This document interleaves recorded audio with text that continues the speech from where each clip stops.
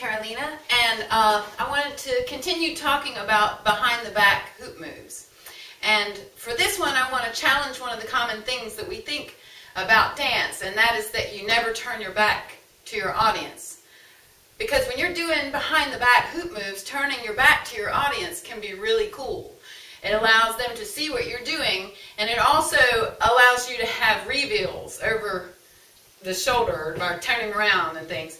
So I'm going to demonstrate a couple of simple moves that you can pair with a piece of footwork to hoop behind the back and yet have reveals to the front and also beat punctuate.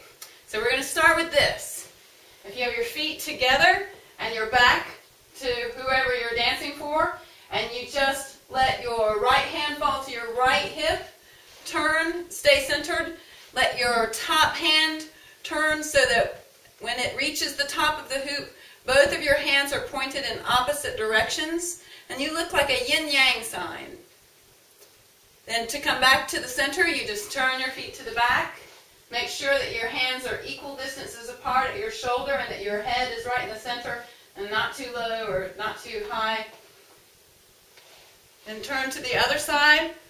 Pause. If you were doing this with beat punctuation, you would pause for a second and count. So it would be like 1, 2, 3, 4. 1, 2, 3, 4. So if I wanted to add footwork to this to make this even more interesting, then as I dropped, I could step out with my opposite foot.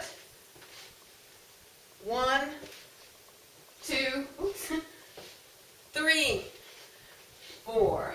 So when I'm stepping out opposite of the hand that's falling. The hand that is at the top is still turning so that my fingers end up opposite directions. And then I can return my balance to the foot that's in the center, return my hoop to the center, step out on the other side, and let my hoop fall from that opposite side.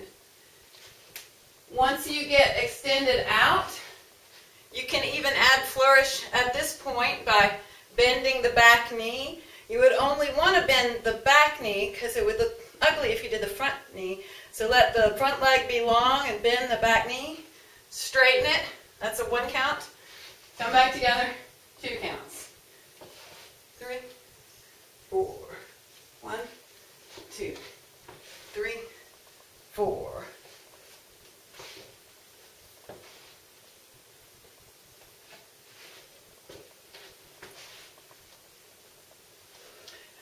Another neat thing about this is that you have these poses. This is a great time to make eye contact, either with somebody over your shoulder, use directed gaze, or look down at the ground sharply at something that is back and behind you.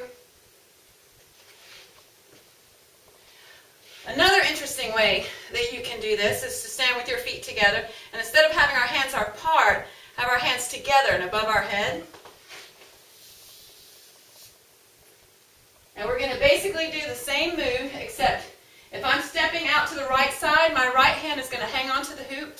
My left hand is going to make a lobster claw that's going to allow it to slide down until we get here. Boom. Pose.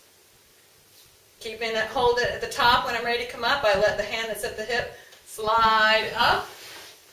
Bring my feet together. And now I'm ready to do it on the other side. Step out, drop, turn.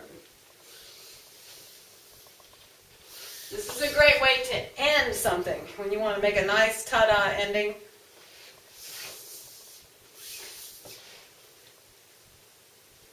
So, I guess that's all I have to say about that. These are fun things to play with. I invite you to do so. Behind the back hooping.